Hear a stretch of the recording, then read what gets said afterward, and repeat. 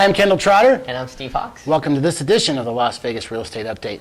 Today's update is about should we all jump off a bridge right now? Steve, what do you think? We got all the government programs coming to help now, so you don't have to worry about anything. Well, you know, I did check my bank account today, and Obama has not put one red cent in it yet. I'm still waiting. It's only been a week. You'll get it. Yeah, it's only been a week, so we'll give the guy a chance, right? Serious business. Every headline from the national news and local news is negative. There is nothing good to say about the economy right now that I actually can think of.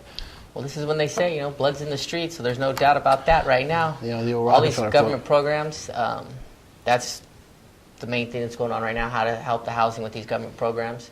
You have the program that they're thinking about doing with the AIG and Bear Stearns loans. Well, we all know that the economy will not recover, has no chance of recovering till the housing market stabilizes. Right. It just won't happen. And it has to drop to where the bottom is. Sooner or later, it's going to go there, whether there's government programs or not. The biggest problem with the government programs is it's delaying the inevitable.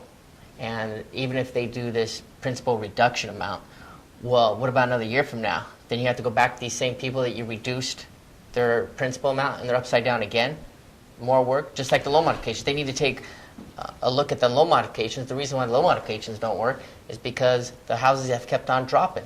Right. So the only way is to let the free market work, let the houses go to the bottom, wherever the bottom is.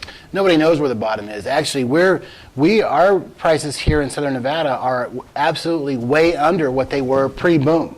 Right. We're before 2003, 2002. We're maybe 2001 prices, maybe 2000 in some cases. And what program? Yeah. How does the program work? Everything goes back to 1999 prices. And what about the people that are paying, have been paying? Let's say their house is $450, $400, make it easy. And the person across the street's behind on payments.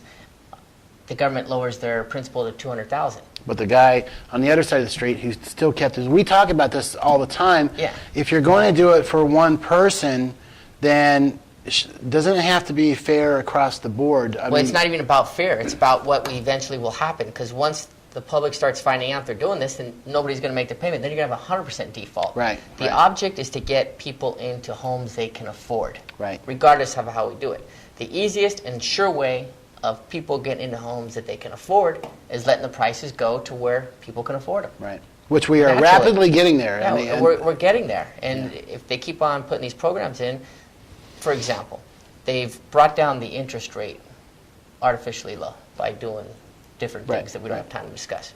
But what that's done on the other side is it's made almost impossible, not impossible, but very difficult for the average person to get a loan, let alone that rate. Right. So if they would just let the free market work, you'd have people coming in and offering them loans. Okay, we'll give you this loan at 7% even though you don't have perfect credit. That's not happening because there's no incentive for someone to do that right now. So a lender or someone that has money. Right. Because they don't know, these banks, the government keeps on saying, oh, these banks aren't lending, they're not lending. They're not lending because there's depreciating assets. The banks want to know when the bottom is, so that eliminates the risk. Right. Right now, there's a huge risk. And also, folks, we do want to say that we're not for throwing everybody out of their houses. Obviously not. What Steve is talking about is the more there's two sides to the story here. There's one side that, yes, the government should come in, save everybody, pick up the pieces, charge every single American $50,000. Because they're saying that's about what it's going to cost. The other side is, well, we just muck it up and get it all over with and start to recover. Steve and I both probably agree that the more that the government steps in, the more red tape there is, and like you said at the beginning of the show, prolonging the inevitable. Because I really do feel like if there's two neighbors and they're identical houses, which we have quite a bit of that here in Las Vegas, if neighbor A falls behind on his payments, gets a loan mod or principal reduction, neighbor B is mad about it because neighbor B is now up to $200,000 in the red. A huge economic advantage, and it doesn't make sense for them to keep on paying. It just doesn't make any sense. And obviously, you don't have to take as real estate agents, we would never advise anybody not to make your payments. But people are going to look at their situations and go, man, that guy just got bailed out, and now because he got bailed out, he's able to sell his house for half price and walk away clean. That puts us under. Yeah, and that's a big hole to dig out of. And so it's, we're just kind of playing devil's advocate here, folks. There's two sides to, we don't want to see everybody thrown out on the street. We don't want to get thrown out on the street ourselves. People being foreclosed on. There's options. I mean, most of the people I know that have lost their homes are actually living a lot better than they were a year ago because they have more discretionary income, because they're not stressed about making that $3,000 house payment. Now they're paying $1,500 a month, and they have discretionary income. Yeah. So in the long run, if they have a job. Yeah. So far, a topic for another time. Right? Hey, 89% of the people still have jobs. Yeah, 89. Yeah. Well, last month it was 91.